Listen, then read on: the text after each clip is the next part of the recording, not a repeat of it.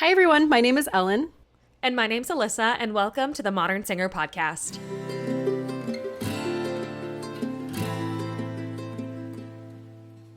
I have a story to tell you. Tell me everything. It's really not it's just funny. It's really not a great story. So you didn't get a dog yet? I was really excited for that. Oh, I'm still God. waiting. I'm still waiting. Oh, my God. I know. That would be I feel like I'm the only one. The best story. No, you are not the only one, actually. Okay, good. But you are my friend that's like the most supportive. It's like, just do it. Like, who cares what I'm your over here stupid going, friends- but like, what just if you do did it now? Yeah, just do it now. Like everyone else, like when I get to the fence part, they're like, oh, yeah, you got to fix that. Yeah. But And you're I'm like, over here why? going, just put it on a leash. Who cares? Get a dog. Exactly. You're fine. Like, it's fine. Just take him on a walk every day. Like, it's good. No, but okay. This is a long, stupid story. I'm going to really try to cut it short. But like, we have this little cutout. It's not in our laundry room, but it's kind of in our laundry room. And it's just this little cutout that we put like our mops and our vacuum and stupid shit, whatever. Wait, what do you mean cut out? Your Midwest is showing. Oh, it's like a little... Like a little wall? It's a little area. It's just like a little area that's like has 3 walls, you know, so it's just like this little enclosed area. Oh, it's like a cupboard without a door. It's a... Your Midwest is showing. I don't know how to help anyone right now. There's walls. It's just like it's just like a little walled in area. So it's a closet without a door. Yeah. Yes. Yeah. It's a closet without a door. That's a perfect way to describe it. But it's kind of in our laundry room, but kind of not. It's just kind of like random like an indent in our house. It's an indent. It's like, exactly. It's an alcove. That's what it is. Alcove. I found it. A little baby indent alcove closet with no door. And it's random. It's not in our laundry room, but it's not. It's kind of like connected, sort of. Anyway, beyond the point. We had this janky little shelf in there from Walmart, like just one of those open shelves, and it was just like stacked with shit. So we're like, we need to buy something that's like a cabinet that's closed off, right? Mm-hmm. So Alex, my husband, measures it. We love him. We love him. Perfect measurement. We build this thing in our den because there's like all this room or whatever. It was really expensive. Oh my God, wait, hold on, let me back up. It was pretty expensive, but it was like exactly what we wanted. Shipping cost a lot, but we're like, whatever. We need this. Let's just bite the bullet, make our lives easier. And like one of those decisions. It comes and it's all dented. They're like, it's metal. So you got refunded, all dented. Right? Yeah. So we called Amazon and Amazon was like, oh, it's a third-party company in China. So they finally got a hold of it and they were like, yeah, they gave us our refund 100%, even shipping, because shipping was like $100 because Ew. Now we know because it's from China. It traveled very, very far. We got our refund. The company wanted us to send it back. Amazon said we didn't have to, and then we never heard from them. So we're like, okay, free cabinet, yay. So we're like, well, we'll just put it together. Like Alex, like, you know, banged out the little like corners and all of the bumpy parts, and we're like, it was free. It's in this little alcovey guy, like nobody will see it. It houses our vacuums and mops and shit, like whatever, who cares? Okay, so we build it in our den because there's like a bunch of space in our den. I know. And then we go so to much. put it in. Thanks. There's just like a weird room too. Like there's no purpose for that room. You should see it right now. It's just like a random table and like random chairs. And we're like, I mean, it's better than when you first moved in and it was just like camping chairs. That's true. I remember that. Yeah, you do. It's just like a bunch of camping chairs. Oh my God. It has come a long way from there. But it sure has. Yeah, it's kind of just like random right now. But anyway, got a lot of space in there because it's a random room. We wheel it into the little alcovey and it doesn't fit because it fits perfectly wall to wall. But since we have trim, it doesn't work. Okay. Oh no, it doesn't fit through the So we're like, doorway. fuck. It doesn't fit through the doorway, and that we have bought it like door trim and then like trim like around the baseboards. So Alex has to build this like in the alcove. He has to build it in the alcove. So he had to take it apart and build it back again? Well, yes, but he also had to build this like stand, so it like brought it above the baseboard. So he built this like stand, and then we're like, okay, well, we'll take it apart and we'll just rebuild it in the alcove. Sucks, but like whatever. Again, it was free, so like whatever. And then we're like, well, shit. On the back of it, there's screws that have to like screw in. Oh so no! What we did was I went behind the cabinet, so it's like you did. Enclosed. Then the cabinet, then like, you know, Alex or whatever. And And so we like Alex is like putting it together because we had to like take off the top piece and the bottom piece and all of the braces and whatever. So he's like putting it together as fast as he can. I'm like, I'm okay. And I just like close my eyes. Because you're claustrophobic, aren't you? And like, just like not really, but like yes, no, but yes. Like yes, but no, but yes. Yeah, like I'm not, but if I start thinking about it or like I will spiral, so I'm just like, I'm just gonna chill, like I'm gonna be fine, like and there was like a little bit of part on the top and like whatever. So wait, how tall is this thing? Is it taller than you? Oh, it's tall. Yeah, it's taller than me. It's like a massive Oh, cat. I'm imagining like a waist high thing. Oh no, how did you get out? Like I have so many questions. Okay, so whatever. So Alex puts it together, and then we do the back screws or whatever. Then he like cut random scrap wood, these little stilts for as high as it could go, because there's like a drop ceiling for as high as it could go. And then he held it to make sure that it wouldn't fall. Like we put on these stilts and then he held it to make sure like if the stilts, fell or whatever, it wouldn't fall on me. And I had to turn around. I couldn't get out. I had to slip underneath it and I couldn't get out like face wise. So I had to like turn around and then I had to like. You had to go butt first? Oh my God. I butt for like feet first. And then like I like butt first. Like I know that your feet went out first, but butt first is funnier to me. Personally. Butt first, yeah. But the butt side of my body had to go first, and so that's my story. And so now it lives there, and it was free. But I mean, it can never move. Like we can never take it apart. So if we ever move, it comes to the house. Yep. And it was free, so it's fine. It was free. So hopefully the company, it's been like 2 weeks, so hopefully the company isn't like, I mean, if Amazon said that you didn't have to, and that's the company that you bought it through, my legal brain, again, hi, my name is Alyssa, and I am not a lawyer. Please do not take legal advice from me. But if the company that you bought it through, the company that paid you money, if they gave you your money back, and they said you didn't have to send it back, then it's fine. That's how I feel. But I'm like, it's not But coming. Like if they say something, you have it in writing. From if they say something, their parent company, so that's not on you. And if they say something, I'm gonna flat out lie and just be like, I threw it in the trash because it was all dented. Yeah. You can't do that because now it's here. Yeah, I guess I just outed myself here, like on my plan. So that's my story. So because you got a full refund, today's the perfect time for us to talk about budgeting. Oh, she's so smooth. Perfect segue. So, oh my God. Welcome to Budgeting 102. We have a Budgeting 101 episode. I don't remember what it is. I'll link it in the show notes. But this is how to make a realistic budget for the new school year, audition season, and beyond.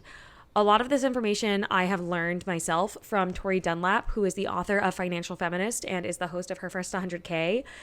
But the rest of this really just came out of my own brain from my own experiences with the artistic audition world. I will say there was a year I spent $5,000 on auditions as a whole, like it's all inclusive of a bunch of things that we're going to talk about, including like application fees, travel costs, rental space to warm up and spaces to stay the night. Like I have spent so much money on auditions that you live and you learn. I have learned so much over the last, oh my God, how long have I been doing opera auditions? Like I've been performing since 2001, but I've been doing opera auditions since 2018, I think. Yeah. So this is just a conglomeration of the words that came out of my brain. If you need a little bit more structure than my cute little ADHD soprano brain, you can actually download our Budget Bundle 2.0, which includes our monthly bill tracker, our budget tracker, our budget calculator, and our account tracker. These 4 low-maintenance worksheets will help you stay on top of your finances and keep you organized for only $5. And you can either print them out or keep them on your computer, whatever works for you. Personally, I like having them in a little folder on my iPad. But all of our resources are listed on our Etsy shop where you can find them. Money can be hard to talk about. As singers and performers, sometimes we don't have gigs for months at a time.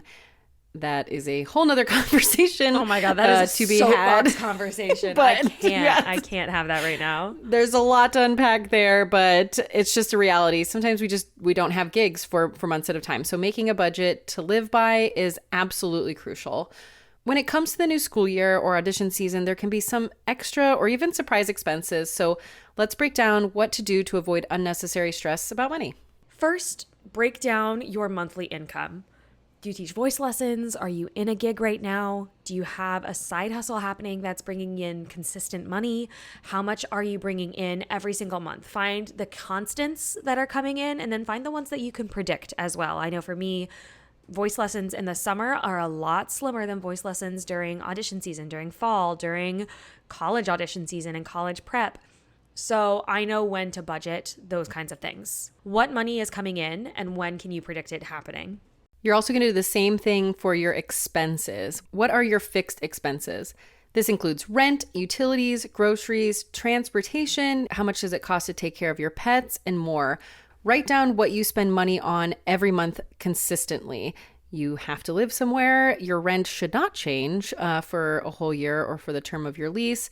Your utilities, if you're like me, where you live in a hot climate, my air costs 3 times more in the summer, but you can take the average of what you spend over a year or maybe your highest bill, so you have a little extra money on the side if you can, and really factor those in for your fixed expenses. Some electric and gas companies will also help you maintain that expectation. You pay the same amount-ish every month, but instead of having that fluctuation, especially if you live in a colder state and your heat is not included in your rent, then the colder months are going to be more expensive. So it helps space it out a little bit more. And then at the end of the year, you'll either get money back on your account or into your wallet, or you'll just have to pay a little bit extra. It's a really great way to help predict your monthly expenses. Yeah, and it not be like such a crazy shift, crazy difference. Yeah, like I said, it's 3 times sometimes for me. Yeah, I will say I am so lucky. I have heat and hot water included in my electric bill here in New York. I live in, I want to call it protected housing, but I know that that's the wrong word, but I don't know the right word. Either way, I have the magic words rent stabilized in my lease. Just like a fun fact, if you move to New York and the words rent stabilized are in your lease, never leave. Never leave. Oh my, they can't raise my rent by more than 2%. There are people who have their rent raised by over like 50% sometimes. Like, it's nuts. It's absolutely nuts out there right now. If you get the magic words rent stabilized, don't leave. And if you do, pass it to a friend. But I am in an area of housing where my heat and hot water are included in my rent, which is amazing when they turn it on. But with that being said, like, my electric bill in the summer tends to be about $150, whereas my rent or my utility bill in the spring or in the winter even is like $15. Yeah. Like, it's wild.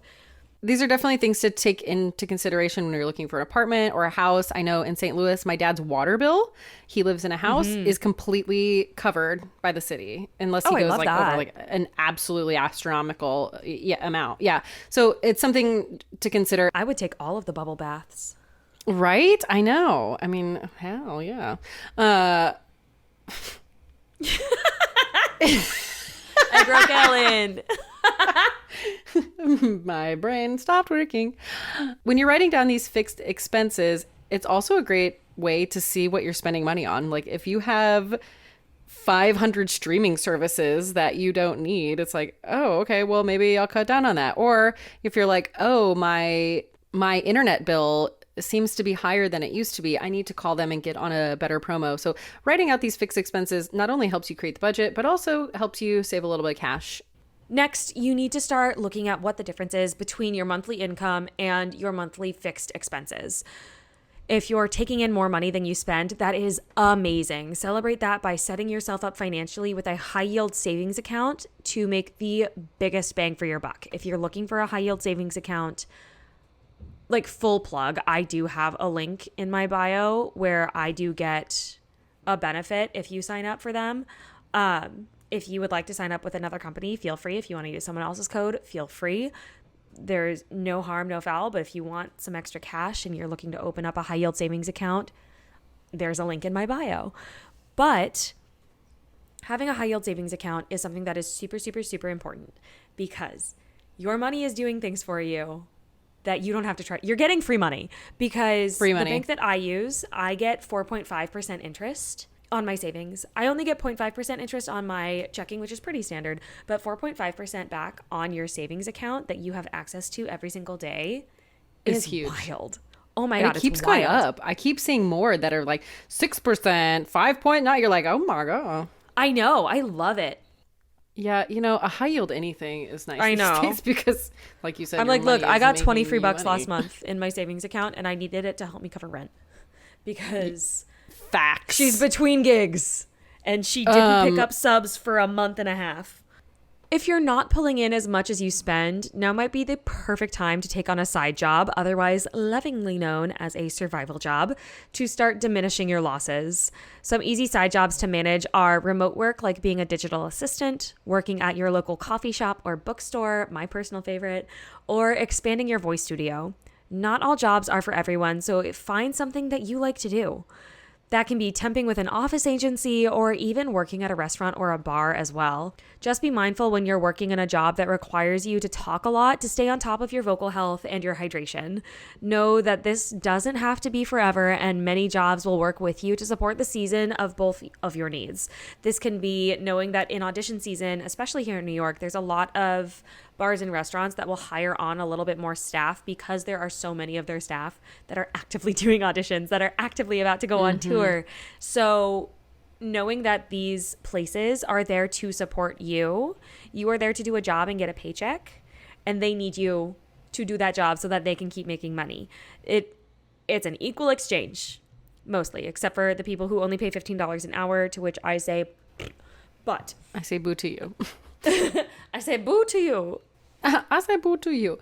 Also talk to your friends who have a survival job and are, in the music career in some sort of capacity, and that works for them, because sometimes you can get a job with that company, with that store, with whomever, because they already have that deal worked out. They already know how it works with that other singers, and so it's just a lot easier. You're not starting from ground zero where you have to tell them how it works, why you can't work this extra shift, whatever, or why you need to be in the back because your voice, they already know that from the other performer. I will say something else, that I am definitely one of the people who is a little bit more of a unicorn, where I have two careers. I have my music career and then I have my fitness career. So that is further and far between. I know that there's a couple of us, but it's a lot of dancers that have the dual career that I'm currently seeing. If you have a dual career and you're a singer, please DM me. I would love to be friends. I would love to know how you manage your time, because I'm struggling. Right, it's not easy. But I teach 15 to 20 classes a week. So I have to be super careful about my voice. I have to be really mindful about what kinds of classes I'm teaching. My personal training clients, I've got to be really mindful about when they are in the day so that I know where my voice is going to be. So fitness is definitely there. Just know that it is just as much effort as a music career. Just from an energy output setting. I taught 2 classes today. I only taught 2 classes today. Do you want to know how many calories I burned in each of those classes that I had to stuff my face with pasta with after, because I was starving? I can only imagine. This is not to say So that many. you have to earn your pasta. Alyssa was really exhausted and wanted pasta because she was starving after class. Are you ready for Yeah. just the calorie output of teaching a class, not taking my class? I teach a hard class. I'm very aware of that. Teaching my class, 451 calories. Oh my Lord. 2 classes. It is a lot of energy output. Right, you're burning a lot of extra energy. And I have to be super aware of my voice too, because the music is loud and I am talking for a straight hour. So knowing that fitness is a lot, retail is a lot, working at a restaurant or a bar is a lot of talking. You have to stay on top of your vocal health and your hydration. If you can, set aside about 10 to 30% of your income into your savings. The first goal is to get 2 to 3 months of these fixed expenses saved just in case you need to rely on it. You are basically creating your emergency savings. So if anything happened, if you didn't get a gig, if you got fired, if the company went under. Honestly, I quit my job and I lived off of my emergency savings for 3 months. And it was exactly what I needed for my own mental health. Building your emergency savings is absolutely key because, you know, you just never know what the hell is going to happen. COVID could happen again and you could completely not have a job. You know, I would love for that to not happen, personally. Never know what's going on. Once you know that your emergency savings are there to support you when you need them, you can transition into savings for other things. Some of them include retirement funds like your Roth IRA, a pet fund. Some people want to save up to buy a home or a refurbished home. Or you can set up a music fund to support your unplanned expenses throughout the year without needing to dip into your monthly earnings. Something that I really like about the bank that I use is that I can actually set aside a percentage of my paychecks that come in, so my direct deposits that come in, and I can set them up so that a percentage of my income already goes there, so I know what I have for that month's expenses in my checking account. So I can pull up the numbers because I'm actually really proud of this fact. So I have a couple of different savings funds in my bank account. Please hold as they load. While those load, I put everything on my credit card so that I can get points. Oh, see, I do that now. I just have a lot of credit card debt. Well, yeah. I make sure I try to pay mine off right away so that I don't have credit card debt because I am really anal about that. So full disclosure, if that doesn't work for you, don't do this. But I have a cashback credit card and I have all that cash back that I get, I just let it kind of sit. I don't do like an auto draw or anything like that. And that is another emergency fund that I have. It's just free money. I pay it off right away. So it's coming out of my bank account anyway. It's like if I'm using my debit card, but I'm basically getting free money from my bank, which is really nice. That is nice. I mean, something else that I think is super helpful that I like to do with mine, I don't use my debit card. Personally, it's the easiest way to get your information stolen, and it's the hardest to get it's the hardest to get your money back.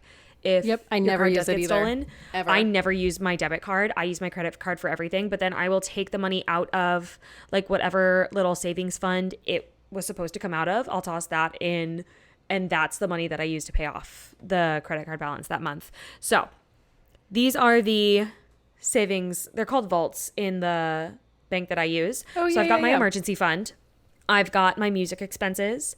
I've got my travel funds because I really, really, really love traveling, but I don't get a chance to do it very often. So traveling for me, it could be a drive with my partner up to New Hampshire to see his family. It can be a train ride down to DC to see my little brother. It can be flying back home for Christmas. So my emergency fund, I have 30% of my paycheck going into every single paycheck, all of my gigs. My music expenses, I've got 5% of every paycheck. And then travel funds, because that is something that I personally like to spend my money on, is 2%. So I've got about, 37% of every paycheck going into some sort of savings, which is really nice. So I know that I have money to spend still in my checking account on my fixed expenses, but I have this money. Oh, and then I have my favorite fund. It's for things that I want. Like funsy stuff? Like yes, but I called it my fuck right on off fund. Yes. Because fuck you, I can buy what I want. So that's like, it's a new pair of leggings. Excellent. I really wanted this t-shirt from a creator that I follow on TikTok. It's screw you, I want a shirt from BDC. Like this is my fun money that I have, is my fuck right on off fund, and that is $25 from every paycheck over $1,000. So there's not like a lot in there right now because I work for 4 different companies, and put together I do make more than that, but like one off because some of them only pay me weekly. But I think that that's also like a super fun thing because you are the one who's making your money. I am, oh my God, I am the worst. If you ever ask me, should I buy this? I will immediately say yes, and then I will talk you into it. Absolutely. I am the wrong person to ask. If you are trying to hold yourself to a budget, please do not ask me. I am so good at talking anyone into anything. But being able to cut down on your fixed expenses is super important. So things that I've done to do that are, I only treat myself to going out to eat once a week. I try to make my coffee at home, and the only time I buy coffee out is if I A, forget to make it, or B, will fall asleep teaching class otherwise. But so like little things like that, it might only be a couple of dollars here or there, but it really starts to build up.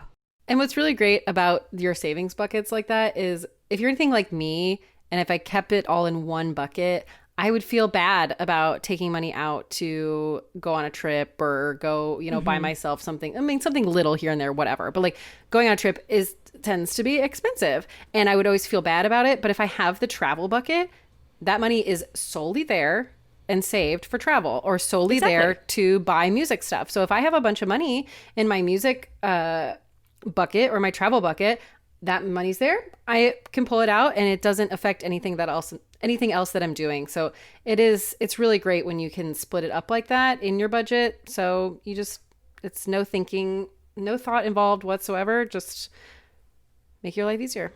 No thoughts, just vibes. No thoughts, just vibes. So the eventual goal that I hear the most is to get yourself to an eventual 70-20-10 model. 70% of your income goes towards your monthly expenses. 20% of your income goes into savings, which can be your emergency fund, saving up for a trip or an event, or into music savings funds to cover your expenses throughout the year. That is something that I find super helpful, where I'm saving throughout the year and pulling out when I need to find that application money that maybe I'm not working enough to cover that and my regular expenses, so I can pull it out of my music fund. And then 10% of your income is for you to spend on the things that you love. That can be books, which is a big one for me. I just bought another 2 yesterday. I'm so excited. It can be travel. It can be going to the movies. It can be night out with your friends or your partner or your family. Anything that you love to do, that is what that last 10% is for, because you are the one who makes your money. You should be able to celebrate your life and live the way that you want to. Yes. The biggest thing to remember is that personal finances are very, very personal, and everyone's wants and needs are going to be different. So you have to cultivate it to your own needs. Now let's break down some of the expenses that you can expect from audition season. I really, really wish that people would have told me about this before I started auditioning. Before I spent $5,000 on an audition season. I mean, I would have really loved that little tidbit personally. It would have been nice to have a little heads up that there's just a lot that goes into audition season, and it can change depending on where you're applying, where you live. It's how many places you're applying, what type of places you're applying to. Oh I mean, God. This is not, it's ever changing also because of the climate in which we work and live in. But it's really good to keep this at the forefront of your mind every time you apply for something, because it would have been absolutely a game changer for me. So anyway, audition season can be notoriously expensive for young artists. While we love to delve into that and what's wrong and what needs to change about our industry, that topic is for another episode.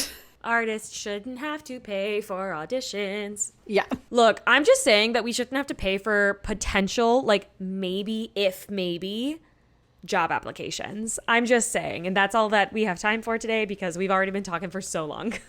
Yeah, that's like that is a whole other conversation, but it is expensive. Just, it is what it is, whether we like it or not. It really is expensive. And here are some of the most common expenses we've run into over the years. So lessons and coaches to prepare music. Yes, you need to factor this in. This is very, very important, and it does go into audition season prep. Dance classes and coachings, or acting classes or coachings of that matter as well. Applications and pianist fees, those can vary year by year depending on the company and what types of places that you're applying to. So just keep a keen eye out for that. Personally, for me, that was the biggest fee, was application fees and pianist fees for auditions and for pre-screens. Yeah, there's a lot. And it changes over the years, and the formatting and the space and all of that. So just keep an eye out for that. If you are using a paid application like Yap Tracker, make sure that you are calculating that in as well. Room rentals and equipments for pre-screening, that stuff adds up. Everybody wants video now. If you don't own anything like that, or if you don't have a space that you can use for free, or if you just pay a videographer to do your work for you, or if you want higher quality than just your cell phone, which is, I'm not smacking the cell phone at all. It's just an added expense. Oh no, I use my cell phone. That is like literally what I recorded my audition on this morning. Yep. Paying for your website. That is the hosting. That's the URL. That's if you're paying somebody else to design it for you. Getting new headshots and new promo shots. That's an expense.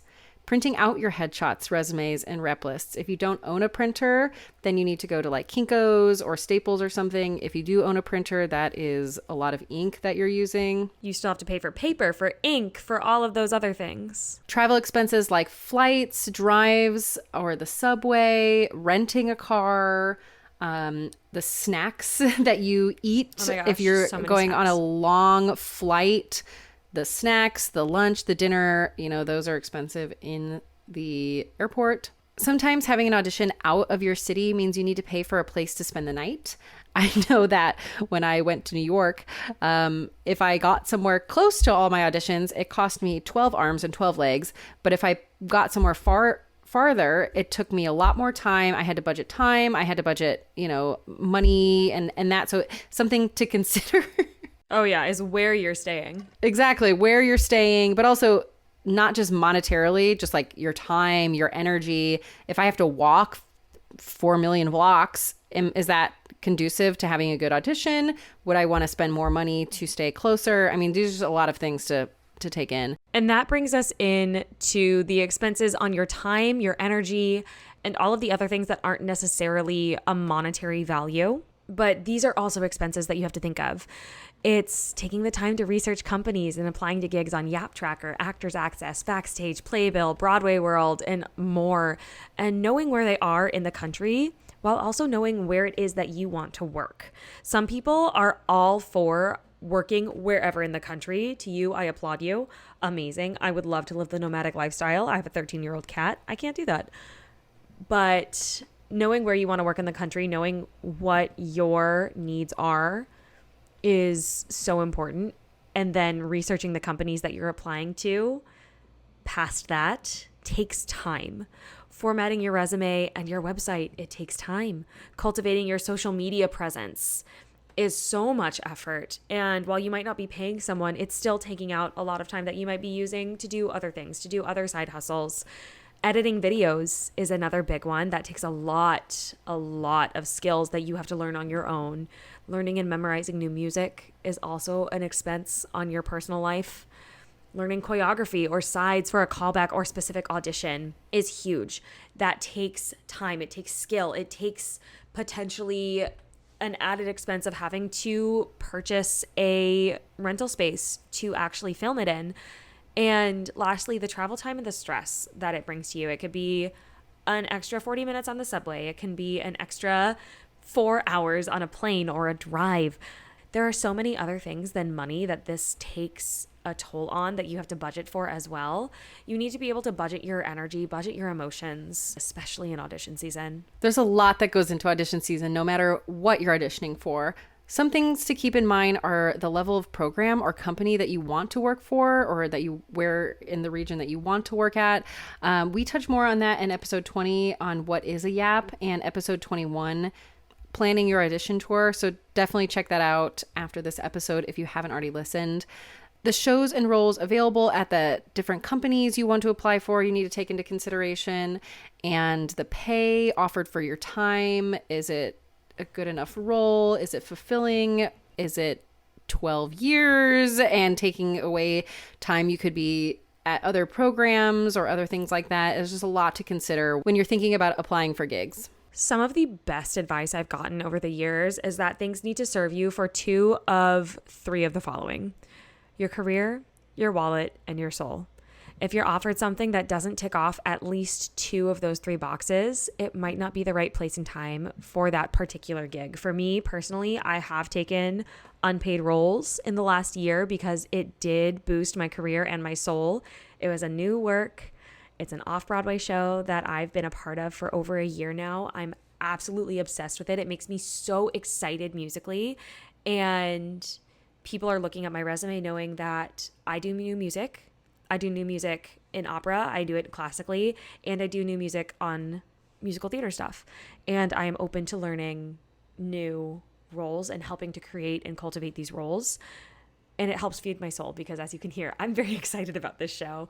I think I need to double check with Danny, but I think that we did get picked up by a producer, and I think that there's like an actual potentially semi-staged paid audience show coming soon.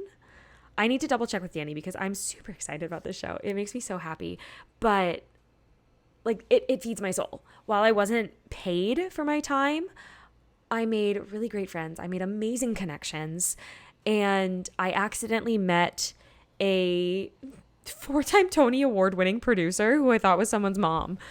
She wasn't. She was there as a producer friend, and I'm pretty sure she's the one who's helping fund this production. And if she's listening, which I don't think she is, thank you. I love you so much. I'm sorry that I thought you were someone's mom. I didn't know that there were producers there. I was just told that this was a recording for producers. I didn't know that they would be in person.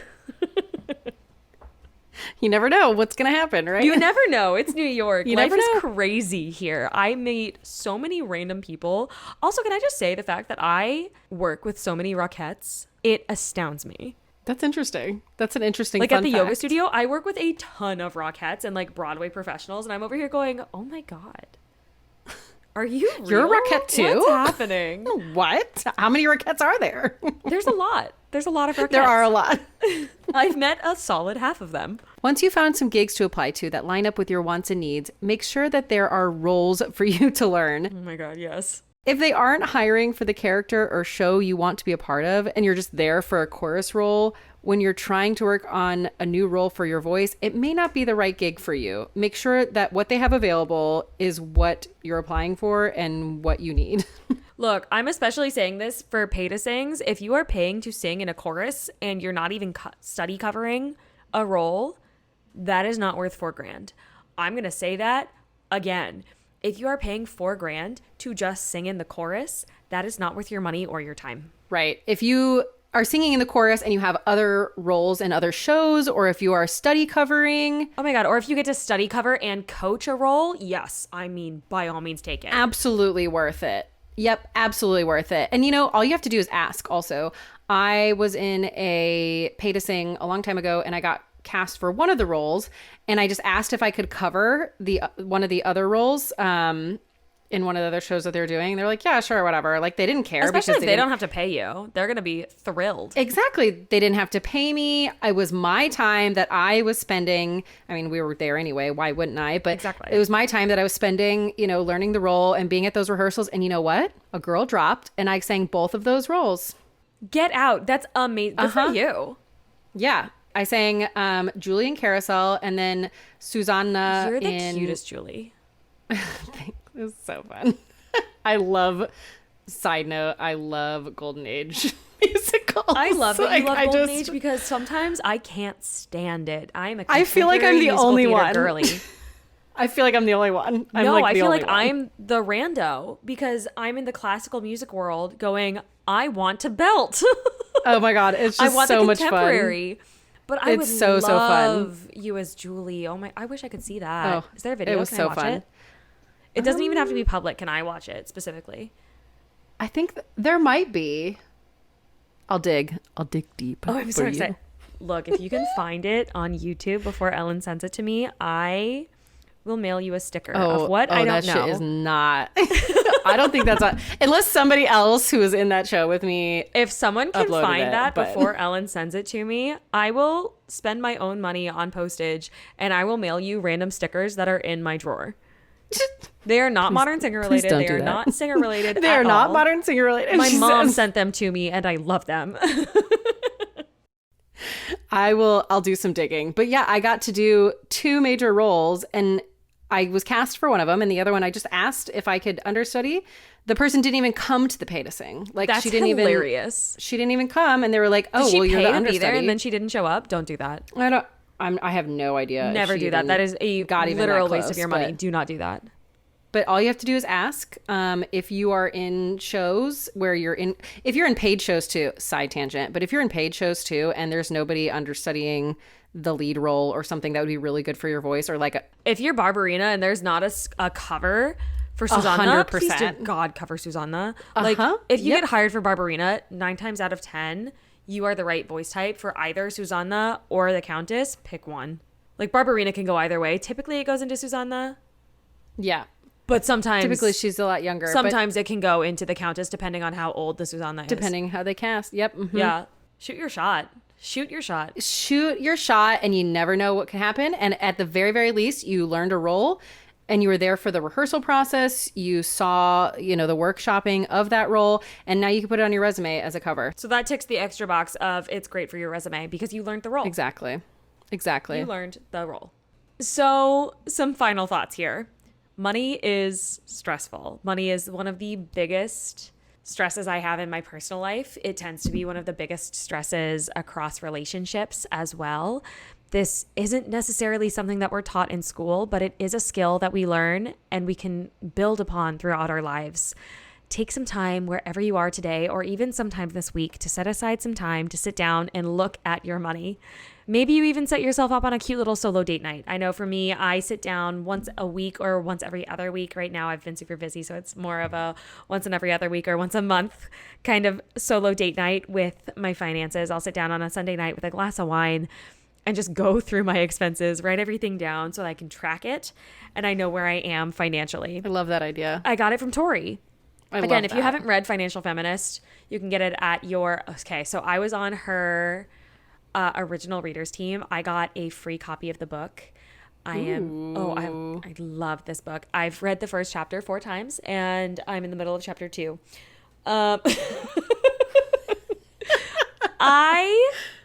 I have a lot of anxiety when it comes to money personally from a lot of like my own personal stuff, but Tori makes it accessible and she makes it less scary. So I really, really, really love the way that she talks about money. If you don't listen to her first 100K podcast, it's definitely something that I personally recommend. But Financial Feminist you can find at your local bookstore, or you can even find it at your public library if you can't afford to buy a new book right now. Go through your library. She specifically wrote it because she is trying to help women across the board, she didn't write the book to make money. She monetizes her podcast. She is a multimillionaire and she is 3 years younger than me. Like, oh my gosh, I'm offended, but also like, insanity. Oh my God, I love, she's not a musician, but she went to school for theater. Oh, interesting. I didn't know that. And she's in finances. I know that because I've heard her talk like 3 times, which is really exciting for me. She's an amazing public speaker. I love her so much. But now is the perfect time to start getting an idea of where your finances are to support yourself, not only in the coming audition season, but throughout your life. So break a leg, and we'll see you next time. Thank you so much for listening. If you want to hear more from us, sign up for our newsletter to gain access to our freebies and other updates. Ellen and I want to make sure that we can keep getting new information out to our singing community, but to do that, we need your help. If you like what you're hearing, make sure to subscribe and automate your downloads wherever you listen. This helps us work with the algorithm to reach new followers, and if you really loved this episode, you can share it with a friend and help us share with your singing community as well. Are you looking for the resources we mentioned today? Check out our show notes to see everything we mentioned in this episode. And if you want to buy us a coffee to enjoy while we're creating these episodes, you can drop us a tip wherever you follow us. We'll see you next time. Bye. Bye.